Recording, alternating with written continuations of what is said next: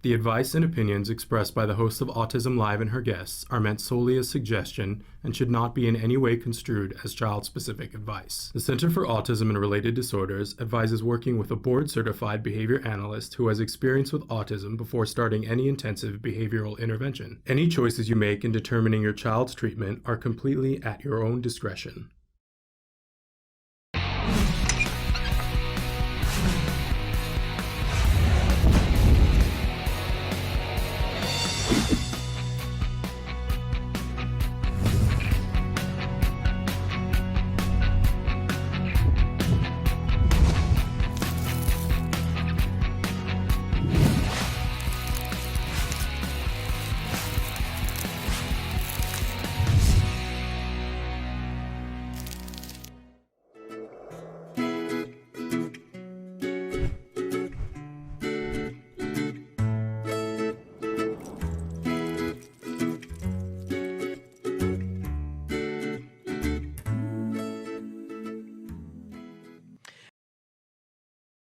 Hello. Hello and welcome to Let's Talk Autism with Shannon and Nancy. But obviously, you know, we are not Shannon and Nancy today. So I'm Adele and I'm here with... If I could turn back time. It's Cher. How fabulous is that? So we're so happy to be here, and I'm just gobsmacked to be here with Cher. And we're just, it's a very big day with Halloween here, and I've got me Grammys here with me, and I've got me girl, and we're just gonna have a good time. We were supposed to have with us Matt Asner, but he's puking. Okay. So he can't be with us. And that's just what it is. And we wish him well. Love to Matt. Love you, and Matt. hope that, you know. Too bad he can't be here. Yeah. Whatever.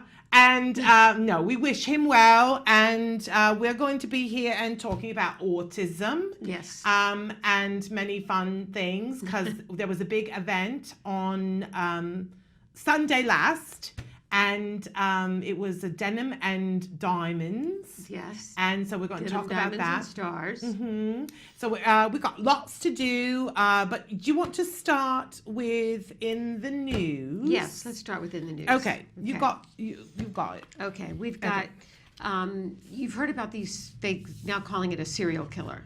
It's shocking. I know, it's terrible. In Seminole Heights, Florida. Well, Tampa police identified a recent high school graduate with autism as the third victim of a killer targeting Tampa's Seminole Heights neighborhood. So a young man with autism had taken the wrong bus, and they said that he was just shot point blank. I'm going to let go of Adele for a minute, because in all seriousness, we have some very serious news stories. Yeah. You know, so frightening and upsetting to this community. Yes. And I know I certainly saw some interviews of people who knew this young man, and 20 years old. When you think about what our kids go through to get to be able to ride a bus, like all the things, and to have a job, you know, all the things that he and his family had to go through to get to that point. Right. And this, they're saying that they have not yet found a thread for what the reasoning is behind these different killings. Yeah. But, you know, we're sending our prayers and love down there to Florida and cautioning people to be careful. I will say, too, that in response, a lot of people have said that they're carrying guns and gotten their guns out. Everyone be extra careful, because you're going to see people who are going to be a little on edge. Right, and when you give people who are on edge guns, you know, let's not add to this tragedy in any way, shape, or form. Right, Cher? I say right on. Right on. But, you know, tragic about this young man, and we're sending love to that community. Okay, moving on. You know, we're constantly looking for the reasons why more boys are affected by autism than girls.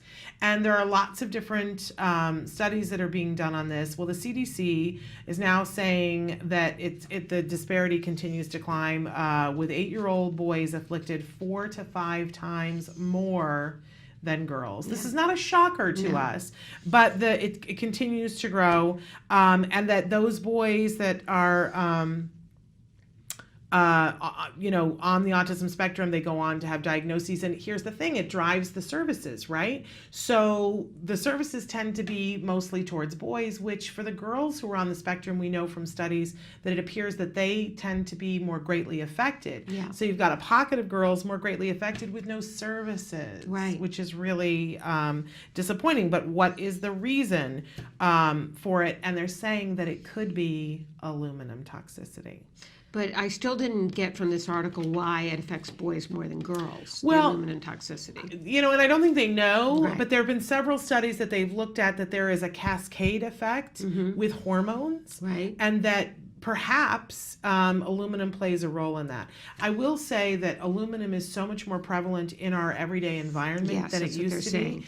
And when my son got his first battery of tests, medical tests done after he was diagnosed, he had aluminum toxicity. Yes. And I remember saying to the doctor, how is that? How could that be? Because I tend to, really be careful about aluminum. right. Alzheimer's runs in my family, and we Right. had been told years ago. So when I was pregnant, I wasn't using an aluminum-based deodorant, which I think most people do. I wasn't drinking soda out of aluminum cans, for years before I was pregnant. So I was trying to be very careful, and I said to the doctor, how could that possibly be? And he's like, how close do you live to a freeway? That's going to spew aluminum. How close do you live to some place where they cremate individuals? Because that spews aluminum. Wow. He's like, what kind of industrial parks do you live? Like, it's everywhere. Right. So frightening. But I know we talk about this a lot on the show, that if you're somebody who's thinking about getting pregnant and you want to reduce your risks of all kinds of things, we really recommend there's a protocol that is very individually specific. It sounds like protocol, well, it's first do A, then do B, but it's really individual specific. And you can find out more about that by visiting with Dr. David Berger in Florida. And he can tell you how to lessen your aluminum toxicity. There's the word that I want. I'm just borrowing these teeth. The chlorine used to bleach flour may contain up to one, whatever the measurement is, inorganic mercury. So we have to watch the chlorine for flour. Well, and, there again, there are so many different ways that these environmental things can pop up into your, and be present in your life. Right. If any individual in the world can go and get tested, it could be something from your childhood. I loved years ago, I got to go see Ken Cook speak at a TACA conference, and they just had their TACA conference this last weekend.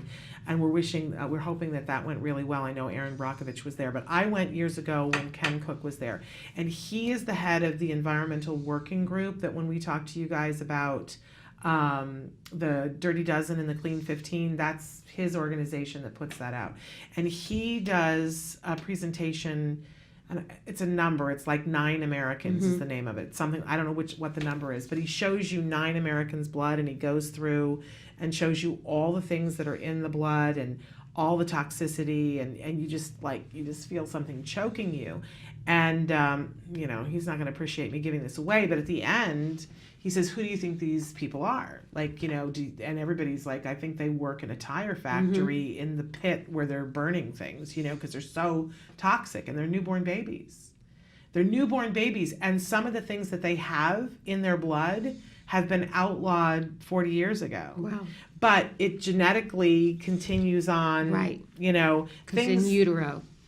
Well, and imagine, so, a mom in 1937, she's carrying eggs around. Right. And she has a baby with those eggs, and then that baby years later has, because my mother was born in 37. Right. But the eggs that were in her were made by her grandmother, her mother. So the eggs that were in my mother that made me were minted in 1922. Wow.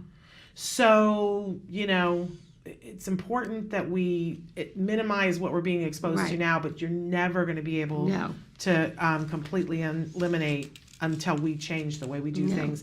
And even for us, it won't make a difference. It will make a difference for generations to come.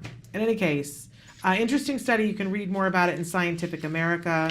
about aluminum and heavy metals and what role that might play in why it's more boys. And then, tomorrow on the show, I want to say that we're going to have Joanne Laura come on to talk specifically about our next story.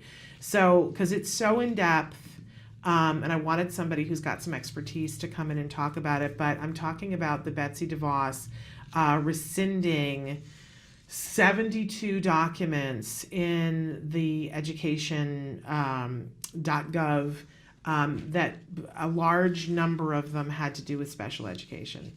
If you are not up in arms about this, let me encourage you to get up in arms.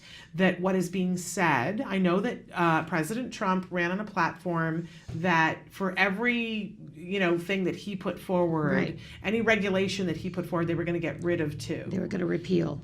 Yes, because there was too much government and there were too many, and this one crosses this Right, one, and right. redundancies and Right. things like that.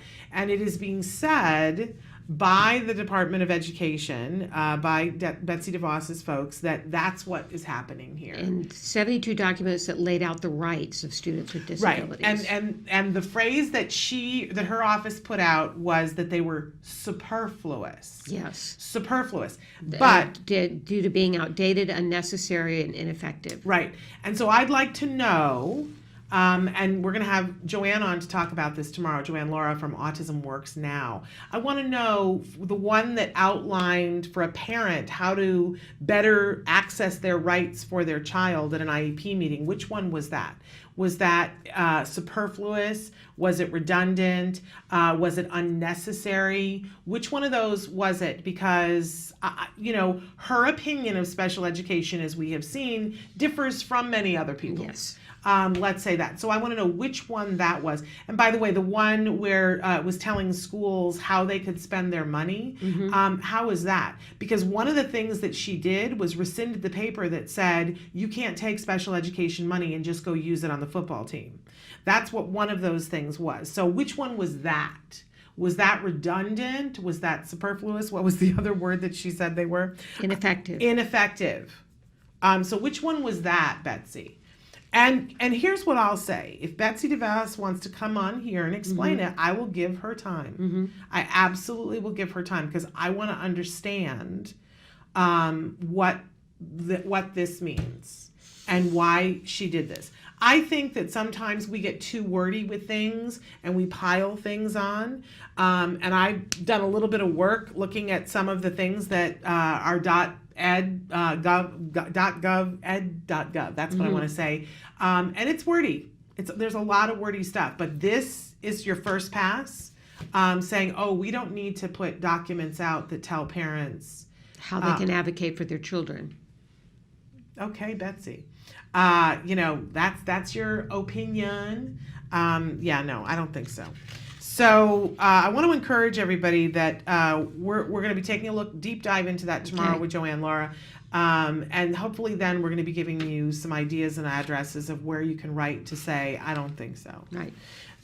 Anyway, so that's our news. As I said to you earlier, our intent was to have Mr. Matt Asner here with us to talk about some of the stuff that he had going on, but he's under the weather. Okay. And so he's not going to be here. But Nancy and I had promised you last week that we would really talk about Denim and Diamonds and give you all the dish from behind the scenes. This wonderful, wonderful event that benefited Autism Care and Treatment Today.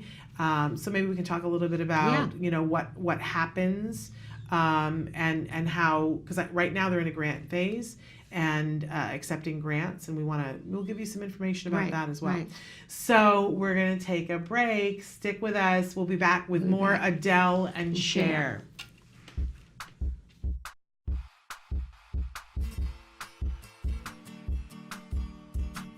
Guys, welcome back to Smarty. For this month, I figured we're going to do a super special portrait that is in the theme of October, which means spooky eyes that follow you as you walk around. In this activity, you and your child are going to work on emotions and socio-dramatic play. So let's get started. The materials you'll be needing are a camera, a ping pong ball, X-Acto blade, tape, and a marker. And if your kids are up to it, props and costumes.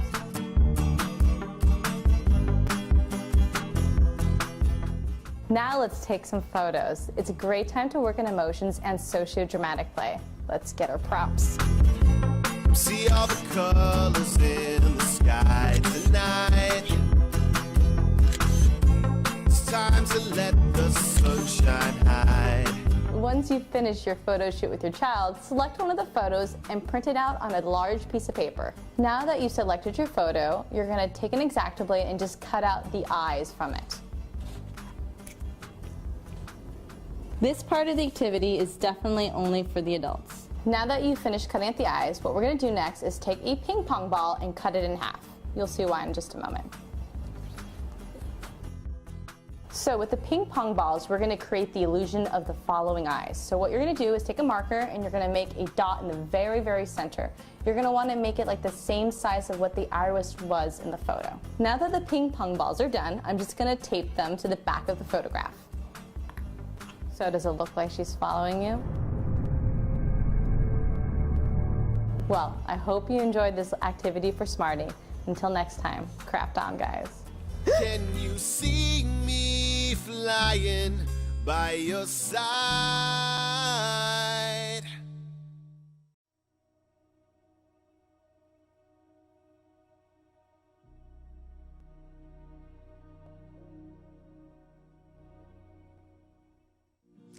If you're watching Autism Live, chances are you care about the life of someone, or perhaps many people, living with autism. You spend countless hours trying to make a better life for them. It may not have been easy for you to watch the show today. You know, sometimes you could be juggling so many balls in the air, you feel like a circus performer. I remember recently saying to a friend that as the mother of a son with autism, plus all the other challenges in my life, I feel like I'm carrying a tray full of glasses of water, and that if one of them topples over, the whole thing is going to go crashing down. This empowerment moment is all about you. Now, I'm not a doctor or a therapist, but over the last 9 years in my autism journey, I've learned some things that have helped me shift from being a victim to having hope. See, I've been in that place, down on the kitchen floor, on my knees, praying for answers of what happened to my child. I've been in that place, covered with blood and tears, after one of Wyatt's giant tantrums, where I said, "Where has my fairy tale life gone?" I have a feeling you're a member of that kitchen floor club too.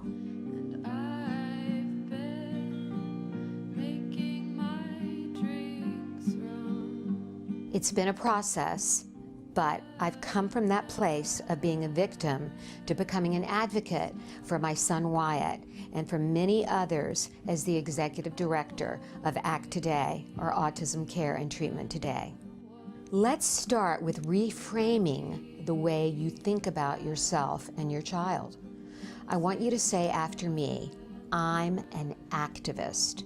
That's right. I'm an activist, because just by watching this program, you are taking positive steps to make the world a better place for your child or someone else living with autism. You are a positive force of action in the world. I want you to start thinking of your so-called disability as an opportunity, because it's within our challenges that our greatness is revealed. That's where we find our courage and resiliency. And parenting a child with autism is one of the greatest challenges a parent can face. You have the choice to see this as a journey of self-discovery. Some people take expeditions to climb Mount Everest to see what they're made of. You don't have to travel that far, because parenting a child with autism is an expedition of the soul. Until next time, stay strong and keep the faith. Back. Or as I was saying before, hello. Yeah, it is Halloween day here, so Yes, I'm and Adele. And the only thing I can do is if I could turn back time. The wig is amazing too. So I'm Adele, and I'm here with I'm Cher, Cher.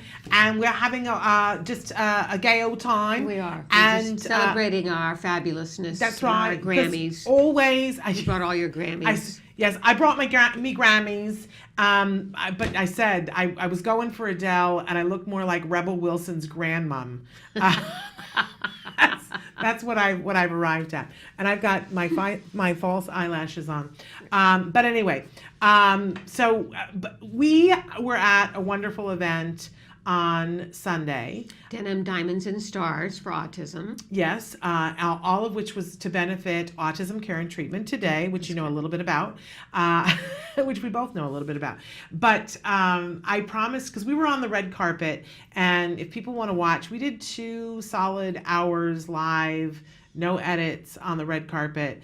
Lots of stars, especially lots of young people. Young stars. That some of them I'm not that familiar with, but apparently very very up popular. and coming, very Yes. popular. I mean, there were kids on the red carpet from the show Fresh Off the Boat. Mm-hmm. There were the girl who does the Doc McStuffins voice was there. Yes. There was the boy who plays the son on American Mom, who's hilarious. And then what's that show? Ricky Ticky, I don't know. I can't and remember. Dawn. Yeah. Ricky, Dicky, something, and They Dawn. were there. They were all there.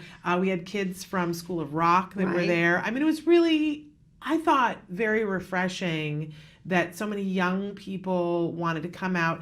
And, you know, sometimes you could make the case and go, well, it's publicity and stuff, Yes. but that really, you know, on a Sunday night, No, it's I just don't think that that's why they were there. no, they were there to support the cause. And you could tell Exactly. they were. And they were passionate.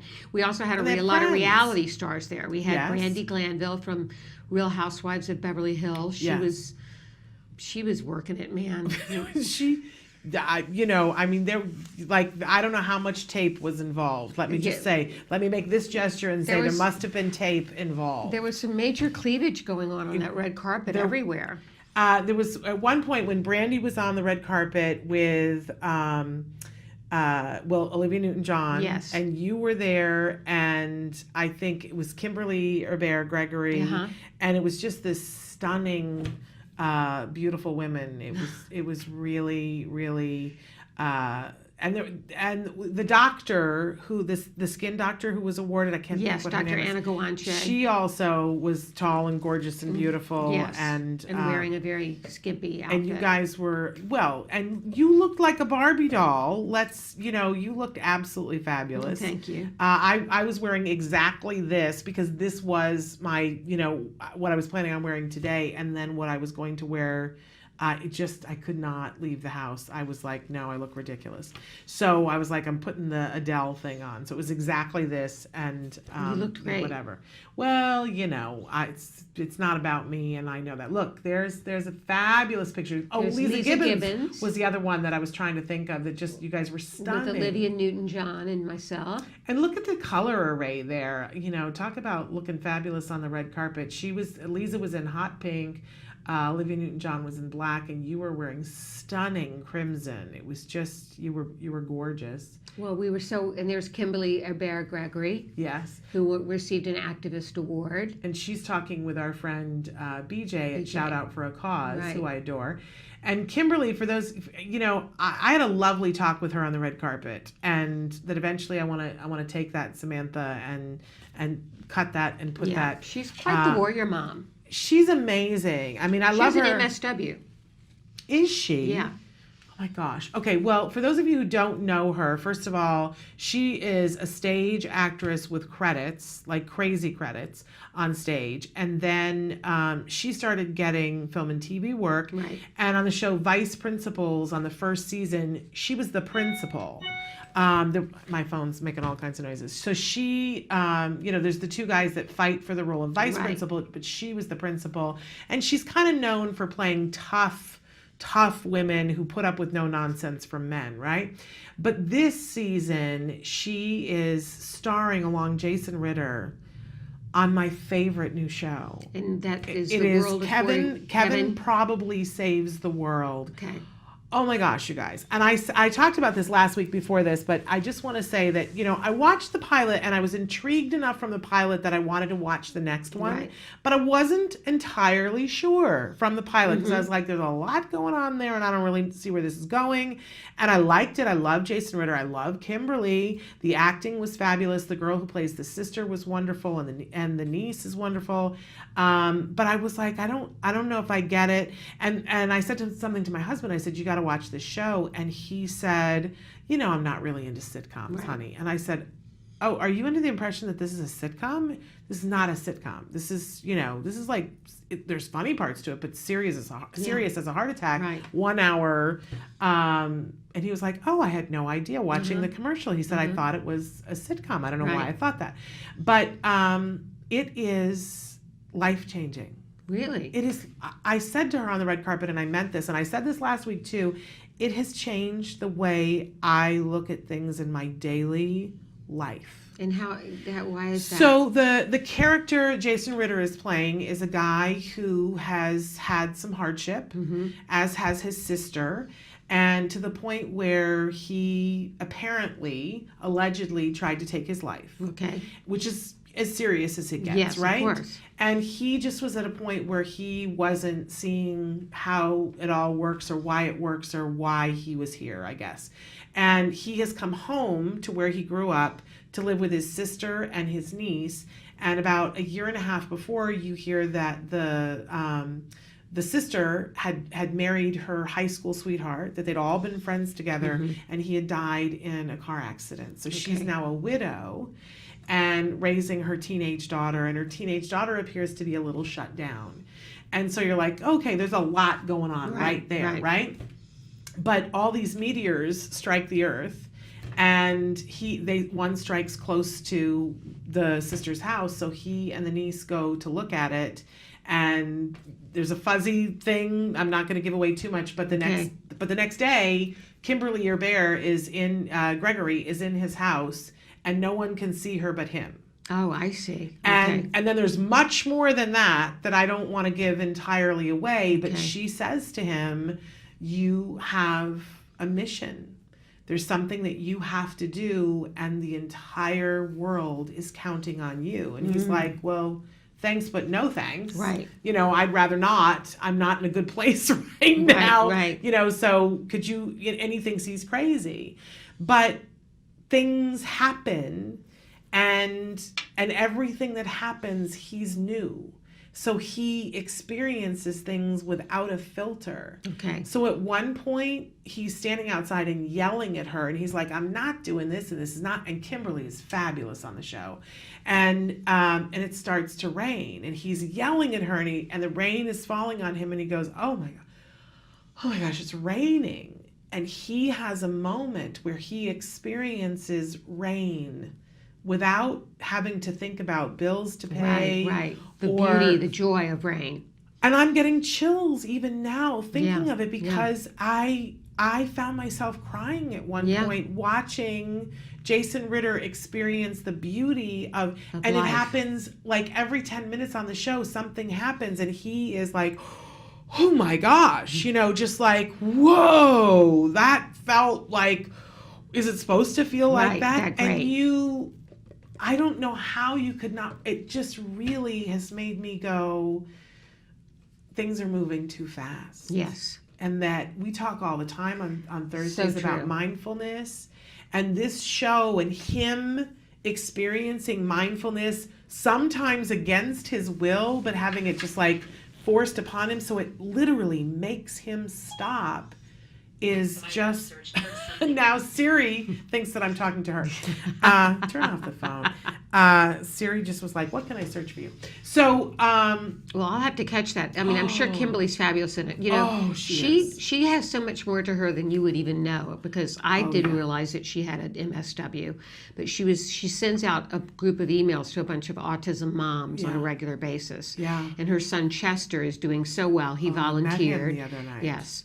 What a sweetheart he is. He's doing really great. And just turned 18, she said. Yes, and her speech about him was, there wasn't a dry eye in the house of what a gift he's been to her. what an amazing, amazing woman. And so, first of all, I want to say, watch the show because it's worthwhile to you to watch the show and see. And there's a whole mythology mystery that goes along with it. So there's lots to see in the show. But if for nothing else, support her. Right. She's an autism mom. Right. Support her in this show, and I think you'll find that it's way, way worth it for you. But Kimberly's awesome, so talk up her show and support her. So she was an activist award winner. Yeah. Along with Olivia Newton-John, who is another just remarkable woman. I mean, look at what she's going. She's going through cancer treatment right now, and she's out there doing stuff for Act Today and other charities and other nonprofits. And Lisa gave her award and spoke so eloquently about her. Yes. And how she walked the Great Wall of China with her. And that every day Olivia would get the group of women together that were walking the wall and have them sing her song Magic. Got to believe this is magic. Mm-hmm. So she doesn't take a moment of life for granted.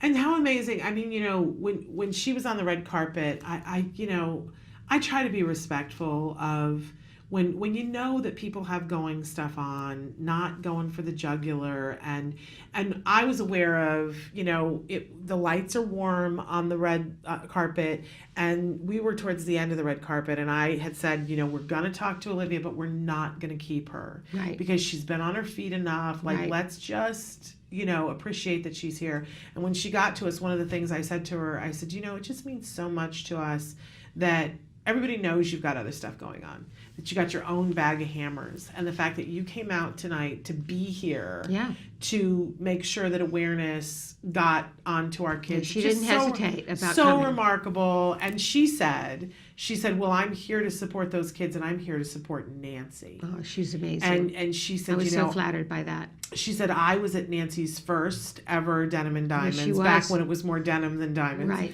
And she said, of course I would come out to support Nancy. But we promised we were going to tell you a little bit about things that happened after the scene.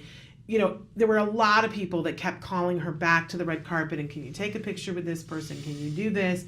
And she was so gracious. And everybody was saying to everybody, okay, but let's not tire her out, let's let her enjoy the night. And then it was, well, just take one more picture. So after everything was over, and I'm going to tell tales here, we were packing stuff up, and one of the other people on the red carpet that was one of the reporters said to me, so did you get to talk to Olivia? And I said, yes, I did. It was lovely. She was divine. It was fabulous.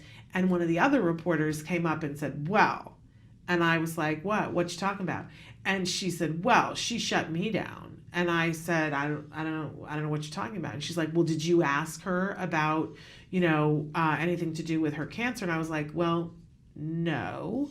What I said to her was, thank you for being here. I know you have other stuff going on. I know, bag of hammers thing. And she goes, well, I said to her, can we get a health update? And she said, everything's going great.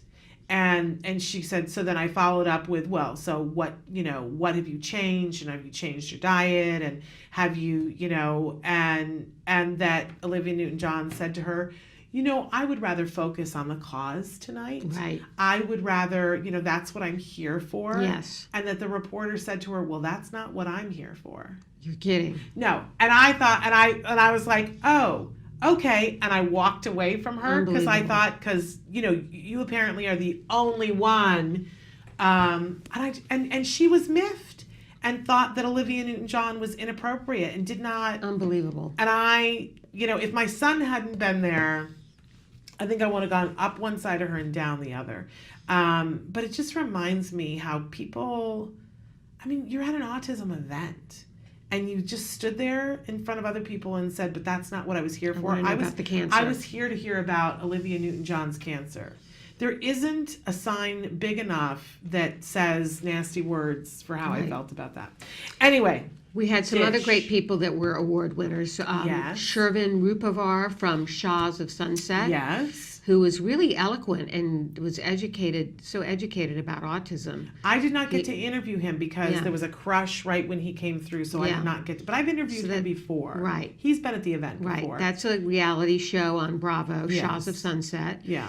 And he's really an entrepreneur and actor and spoke so eloquently about the cause, as I said, and his mother, who actually worked in the field of autism, she received an award as well. She wasn't able to make it that night, but he spoke for her. How wonderful. And that was wonderful. How really wonderful.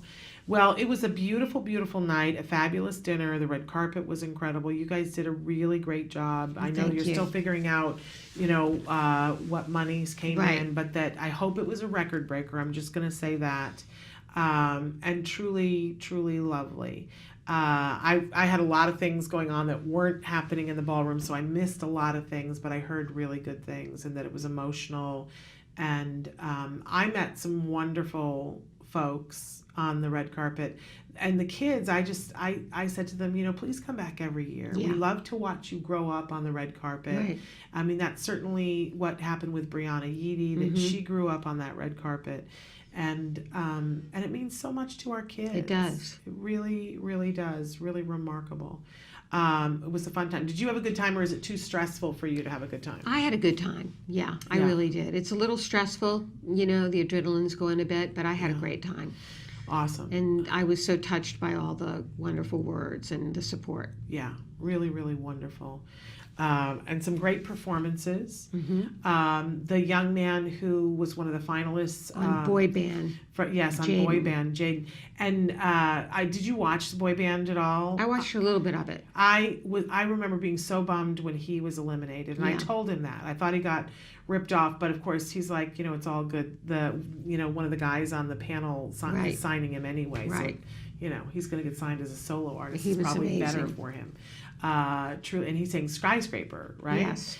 And Sabrina, she was stunning on the red carpet, blonde and beautiful, and in She white. sang, And she right? sang during the Cocktail reception. yeah.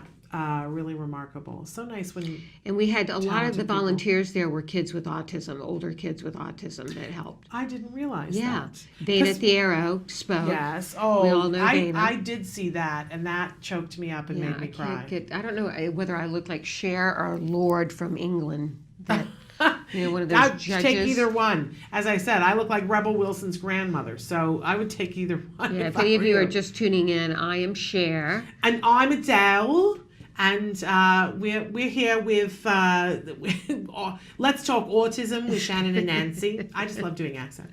I know you're good at them too. Well, I don't know about that. Your old theater background. Well, but in any case, we're going to take a break, and then when we come back, I wanted to talk about a performance that my family went to see on Saturday night. That was also very interesting and eye-opening and life-changing. So we're going to take a break, and then we're going to be back more we're going to have an advert. That's what we're Advert. an advert. Okay. And then we'll come back more with Okay. Shannon and Nancy. Hi, I'm Yvonne Johansson, and this is My Little House.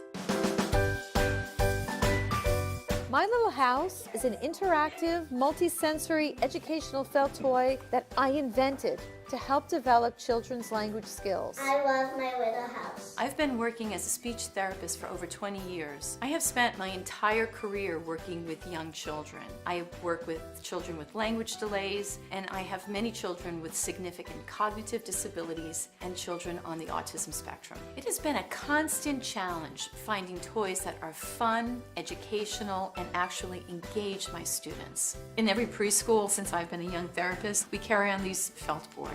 Kids love them because they're soft and they're fluffy, and there's usually these little pieces that attach to these boards because felt sticks onto felt. You bring them into the activity because they're putting a piece on the board. So it's almost kind of like magic.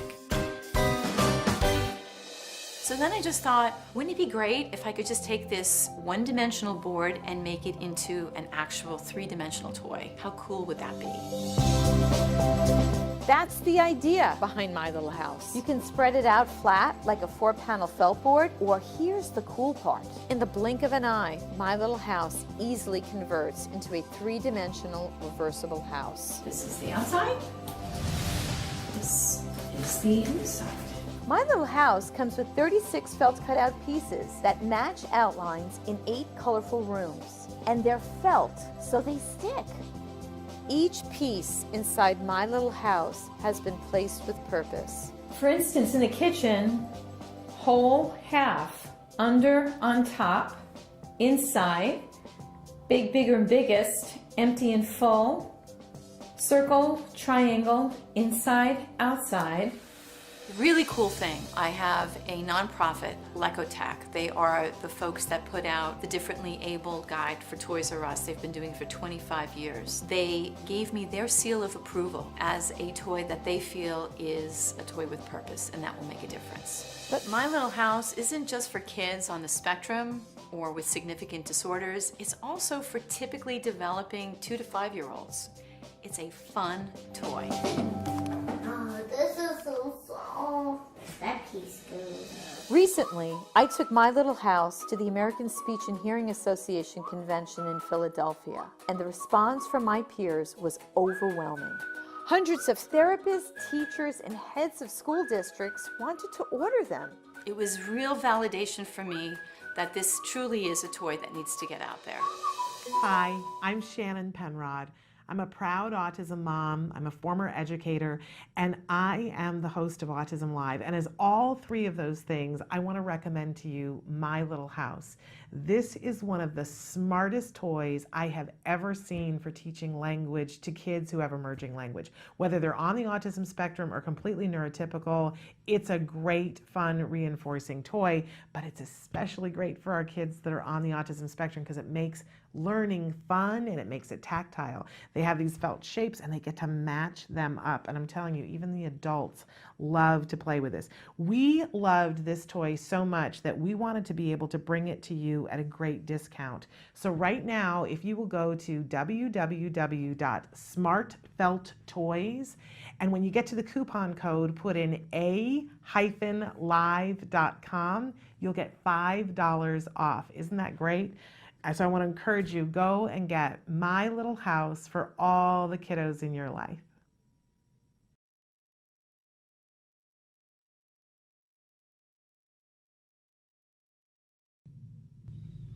And we're back with Cher. Hello, it's Adele. If I could turn back There we time. So I wanted to take just a couple of minutes to talk about, I'm trying to scroll down here, I'll stop. On Saturday night, my husband, who made these lovely Grammys too, by the way. The props are great. I gotta give it to him. I got me Grammys. These Grammys, what did he make them out of? So these are wine glasses and Kleenex Unbelievable. boxes. So he started on it last night at like 11 o'clock. Unbelievable. Kudos to I him. said I didn't, well, my husband's really good at props. And I said I was like, I really need, because people are gonna, just think I'm weird. A blonde. I said, you guys, I need the props to make it. And he said, I'll go to Walmart right now. And I was like, it's almost 11 o'clock. And he was like, honey, let me do this for you. How nice. And he did. It was wonderful. And I'm lucky like that. You are. But, and the other thing that he did was he saw that I had noticed online the last couple of weeks, there's a very special production of Our Town that is playing right now at the Pasadena Playhouse here in Los Angeles, which is California's oldest organized theater. Right. And it's a beautiful complex. Have you ever been to see something there? No, I haven't. Oh, it's just lovely. It's a really old theater, and it just really warms my heart. And what's special about this performance? So this particular production of Our Town is being co-done with Deaf Theater West. So I would guess that half the cast is non-hearing, and they're known for doing productions that are just absolutely amazing. And for me, the theater is, it's a part of who my husband and I are. We both have degrees in theater, and we've been taking our son on the spectrum to theater since he was a baby because we want him to be good. I used to teach college theater, and I was always trying to teach all my students, like all the frat boys and all the sorority sisters, to be good, if nothing else, be good audience member, right? And be informed audience member. So I love nothing better than going to live theater with my son. And I've taught him that we sit, and sometimes, he gets frustrated with me, but we talk a little bit about the play beforehand so that he has an expectation of what he's seeing and what's unique about it and what the convention dimension is, which when he was little, he didn't know what that meant, but now he does, that there's some way that they're going to tell the story that's going to be different and interesting and not a movie, not television, right? And then we go in and we get the program, and we always like to get there early to read through the program to see if there's directorial notes and things like that. And I had prepared him for the fact that this play was going to have people in it. It was not going to be your typical play, you know, that there were going to be people who were going to be signing, which we've seen shows with that before. We went to see The Hunchback of Notre Dame last year. A friend of mine, Glenn Cassell, directed it. Oh, and the lead actor who played the Hunchback was deaf. And so he signed, and other people signed, and other people sang for him. So my son had already seen this, and there was another production that we had seen where there'd been an interpreter, right? So he was a little bit prepared for it. But we had a discussion, for those of you who are theater buffs, we had a discussion beforehand, because you get there, and our town is done very minimally. Yeah. There were 2 ladders that were on stage, and the ghost light was on stage, and we were talking about what that is, and he already knew, and he's like, Mom, I know, you know. But then we got into a discussion of Brechtian theater and Wagner and the whole idea of willing suspension of disbelief. And we had like a little theater class right there. And I said, so which one do you think this is? Is going to be more like Wagner and the willing suspension of disbelief and the chasm? Or is this going to be more Brechtian? And he's like, this is looking Brechtian to me, Mom. And that, you know, he's 14 and he's using words That's like amazing. Brechtian, but you know, but we've been priming this pump for a long time. And Dad was talking about Brecht that he'd done, and you know, so we're having a lovely time. And it was one of the things with Brecht, that Brecht had this idea that no one should ever get comfortable in a theater, and he didn't want you to tune out and be taken away to another land. He wanted you to be present and to realize that you were watching a play and that it had the ability to affect you. And boy, they took this to the nth degree, because they didn't just decide, okay, one person will speak and another person will sign. They kept changing it on you constantly. So Jane Kasmerick played the central stage manager, but she would come forward, and sometimes she would speak and there would be different people who would sign her part for her. But sometimes it was them signing that was driving the bus, and she would just interpret for them. And that would change who was going to do that. And then other times Jane would sign. Like you had to be willing to communicate on all levels. Right. And that how you were communicated with changed constantly. And I will say to you that it was beautiful. It was exciting. It wasn't easy. But everyone was with them, including my 14-year-old on the spectrum was with them. Standing ovation. There wasn't a dry eye in the house when it was all over and said and done with. And it really, when we read what both the director from Pasadena Playhouse said in the program, and we read what the director from Deaf Theater West said, one of the things I loved what the Deaf Theater West person said. I did not love what the person from Pasadena Playhouse said. But the person from Deaf Theater West said, when we were doing this, we really thought of, in New England, back at the turn of the last century, there were 2 or 3 communities that had such a high prevalence of deaf individuals that the entire community learned how to sign. And that anybody that was a stranger who came into town immediately would learn how to sign, because that's how they communicated as a community. And he said, we really tried to delve into what are all the ways that you can communicate. And it made me want to learn sign language. I mean, I keep doing things with my hands, and I hope that's not offensive to people. I don't mean to be, but it was beautiful. And you found yourself, both my husband and I said this, that we found ourselves sometimes focusing more on the sign language than what was being said. Like that was the focus. And what a powerful thing that was. It is. And it made me think about not just, we focus a lot on communication with our kids, and that is not the only difference in communication for the deaf community. It's that much more different. And I'm wondering how many other ways of communicating I don't know about.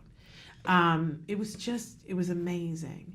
And the young girl, the thing that I didn't like that the Pasadena Playhouse guy said was, he made a comment about how this is a play about a young man's coming of age and the loss that he experiences. And I was like, what play did you read? Like, how, honestly, I'm appalled that that's what he got out of that play. Really? Yeah. For people who know the play, Right. first of all, the central character is the young woman. Yeah, it's a young woman. not a young man. And it's not about him. And so everything in me revolted at this depiction. I literally, it makes me break out in hives. So I was not thrilled about that. But I loved the girl who played Emily, is a deaf young woman, and she spoke 2 words in the play. But both she and the actress who spoke for her, breathtaking. And always, I said to my son afterwards, I said, you know what I love about going to see good theater is that you always see someone on stage that it's their everything. Yeah. That they are giving it all, Right. and you feel like you're in the presence of something bigger, something that came from outside of them. And there was one gentleman who was in the play, who was part of the Deaf Theater West community, and I, there is a part of me that goes, thank goodness that they have done this, created a theater and created a place for such beautiful talent, and it is well past time that the entire world sees. And he's a gentleman who is not a spring chicken, Right. But I wish I were. Years ago, I was a SAG franchised agent. I'd like to be an agent again. I would sign him in a minute. What talent. I want to write him a letter. What a wonderful thing. I've gone on way too long. No, it's fascinating hearing your perspective on it. It was really lovely. And I just want to say that I am so incensed whenever people talk about how we shouldn't take people who are on the spectrum to the theater. And I have been at the theater before when my child has thrown a tantrum. And I have been at the theater before when somebody else has thrown a tantrum or been disruptive. And I really believe that we all just need to suck that right up and deal with it. Because live theater, it's one of the greatest tools we have for everything. And if you can't be inclusive in an audience in a live theater, that's on you, not on that adult or that child who receives in a way that's different than you. Take your kids to the theater. Don't be afraid of the people who, and there will be people who, if your child starts making noise, get fatoots. You know what? That's a good education for them. Yeah. It really is. I know it's hard. Anyway, we wanted to talk a little bit about our costumes today and our costumes in the past. We do a retrospective, which Samantha, how much do we love Samantha? We love Samantha. Samantha did a special Halloween opener for her that featured some of them, but we wanted to talk a little bit about it. Yeah, let's talk about it. Let's talk about, we started out there was 5 years ago, right? Yeah. As Lucy and Ethel. Okay, but you would never know because, clearly you look at Nancy, look at how amazing she looks with that dress, that face. You did a whole makeup tutorial. I did a whole makeup tutorial on Lucy's makeup, Oh, which I you didn't were do this year for Cher. incredible. I didn't know if they had it. But my Ethel, I look like George Washington in drag. You always say It's that, but I horrible. think you were It's great horrifying. But it doesn't look like Ethel. But we had the most fun. But it was the first time that I realized, you said, let's dress up for Halloween. And I was like, okay. And we said, let's be Lucy and Ethel. And, I was phoning it in and Nancy was not. And I was like, oh, this woman's serious. Well, you stepped up your game the following year. Okay, so let's take a look. The next year, we were the queens. We were the queens. The Queen Elizabeth I and Queen Elizabeth II, the current queen. And Shannon, you really stepped up your game on it. But I learned, you taught me the value of a prop. You said to me, you've got to have the dog. A purse and a corgi. You've got to have a corgi. And I didn't even know what a corgi was. You brought me the purse. And the corgi. The corgi Queen Elizabeth took me has corgis. Yes, I want a corgi now. And didn't your husband make the corgi? No, I made the corgi. You made I the take corgi. full, and I made the dress and the sash too. Okay. I was sewing like a crazy person that week. But no, I got a stuffed German Shepherd at a garage sale like the Right. month before. Right. And I cut off his legs and sewed the paws back on so that he would be short. And I painted it all and changed the nose. Talk about and going all out. I did because I knew I had to step up to keep up with you. Because she's like, can we show that picture again? Because she's in full-on period costume, folks. I sewed that dress and the thing, but look at Nancy. Nancy goes and gets the real deal. Like, I think that dress that you were wearing of Lucy's that Lucy actually wore. So, okay, so here we are with the queens.